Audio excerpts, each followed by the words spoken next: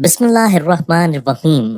ناظرین، حضرت مریم علیہ السلام کے حمل کی کیفیت یوں ہے کہ حضرت مریم علیہ السلام اپنی خالہ یا بہن کے گھر غسل حیض کرنے کے لیے گئیں، پھر پردہ لٹکانا چاہتی تھیں کہ حضرت جبرائیل علیہ السلام ایک بے ریش اور خوبصورت نوجوان کی شکل میں ظاہر ہوئے۔ حضرت مریم علیہ السلام نے دیکھا کہ یہ نامحرم میری طرف متوجہ ہے، تو حضرت مریم علیہ السلام نے اس سے فرمایا کہ میں پناہ مانگتی ہوں تم سے، ساتھ اللہ کے، اگر تو پرہیزگار ہے۔ حضرت جبرائیل علیہ السلام نے کہا، میں وہ شخص نہیں ہوں کہ جس سے تو ڈرے، میں اللہ کا فرشتہ ہوں اور تجھے پاکیزہ لڑکا بخشنے آیا ہوں، جس کو قرآن پاک نے یوں بیان فرمایا ہے۔ ترجمہ: فرشتے نے کہا، اے مریم، اللہ تجھے خوشخبری دیتے ہیں اپنی طرف سے ایک کلمے کی، اس کا نام مسیح عیسیٰ بن مریم ہوگا۔ وہ دنیا اور آخرت میں مرتبے والا ہوگا اور اللہ کے قریبی بندوں میں سے ہوگا۔ لوگوں سے باتیں کرے گا، جب جھولے میں ہوگا اور جب پوری عمر کا ہوگا وہ نیک بندوں میں سے ہوگا۔ حضرت مریم علیہ السلام نے جواب دیا، میرا بیٹا کیسے ہوگا کہ مجھے کسی بشر نے ہاتھ نہیں لگایا اور میں بدکار عورت بھی نہیں ہوں۔ حضرت جبرائیل علیہ السلام نے کہا، تیرا کہنا صحیح ہے، لیکن تیرے اللہ نے فرمایا ہے کہ میرے لیے بغیر باپ کے بیٹا دینا آسان ہے، جس کو قرآن پاک نے اس طرح بیان فرمایا ہے۔ ترجمہ: مریم نے کہا، اے میرے پیارے رب، میرے یہاں لڑکا کیسے ہوگا جب کسی مرد نے مجھے ہاتھ تک نہیں لگایا ہے؟ اللہ نے فرمایا، اسی طرح اللہ پیدا کرتا ہے جو چاہتا ہے، جب وہ کسی کام کا فیصلہ کر لیتا ہے تو اس کو کہتا ہے ہو جا، بس وہ ہو جاتا ہے۔ حضرت عیسیٰ علیہ السلام کی پیدائش۔ غرض یہ کہ تمام بشارتوں کے بعد حضرت جبرائیل علیہ السلام نے حضرت مریم علیہ السلام کے گریبان میں روح مبارک کو پھونک دیا، جس سے فی الفور حمل رہ گیا۔ حضرت مریم علیہ السلام فرمایا کرتی کہ دوران حمل تنہائی میں حضرت عیسیٰ علیہ السلام مجھ سے باتیں کرتے تھے اور مجمع میں خدا کی تسبیح بیان کرتے تھے، حالانکہ آپ علیہ السلام ابھی پیٹ میں تھے۔ حضرت مریم علیہ السلام اور آپ کی خالہ صاحبہ جب آپس میں ملاقات کرتی تھیں تو ایسا معلوم ہوتا کہ خالہ کے پیٹ کا بچہ یعنی حضرت یحییٰ علیہ السلام بھانجی کے بچے یعنی حضرت عیسیٰ علیہ السلام کی طرف جھکتا ہے، یعنی سلام کرتا ہے۔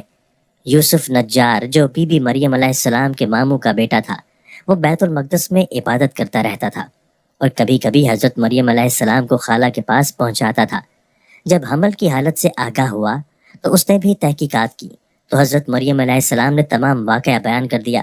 جب ولادت کا وقت آ گیا تو حضرت مریم علیہ السلام کو قدرتی ندا ہوئی کہ اس شہر سے باہر چلی جاؤ، اگر تیری قوم تجھ کو اس کے وضع پر دیکھے گی تو تجھ کو اور تیرے فرزند کو قتل کر ڈالے گی۔ حضرت مریم علیہ السلام یوسف نجار کو لے کر بیت المقدس سے روانہ ہو گئیں۔ حضرت جبرائیل علیہ السلام ان کی راہ پر تھے۔ جب 2 فرسنگ راہ قطع کی تو حضرت مریم بیت اللہ میں پہنچ گئیں۔ وہاں شدت درد بڑھ گئی، سواری سے اتری اور پشت مبارک ایک خشک میں سے لگا کر بیٹھ گئیں۔ تفسیر حقانی میں ہے کہ ایک پرانا مکان تھا جس میں خشک کھجور کا ایک درخت تھا، جس سے ٹیک لگائی اور پھر بغیر تکلیف کے حضرت عیسیٰ علیہ السلام پیدا ہوئے۔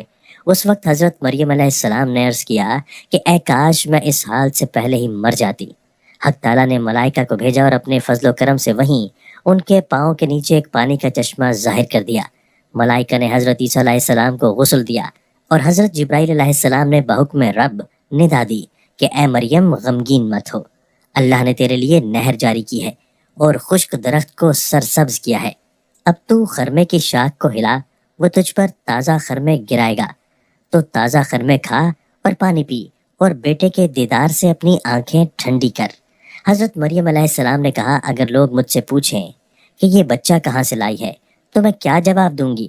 حضرت جبرائیل علیہ السلام نے کہا، اگر تو کسی کو دیکھے تو اشارے سے کہہ دینا کہ میں نے خدا کے لیے روزہ نظر کیا ہے کہ کسی بنی آدم سے بات نہ کروں گی۔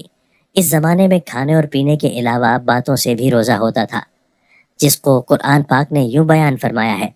ترجمہ: مریم علیہ السلام نے اس حمل کو اٹھا لیا اور وہ اس کو لے کر ایک دور کی جگہ چلی گئیں، پھر دور دراز اس کو کھجور کے درخت کی طرف لے گئیں۔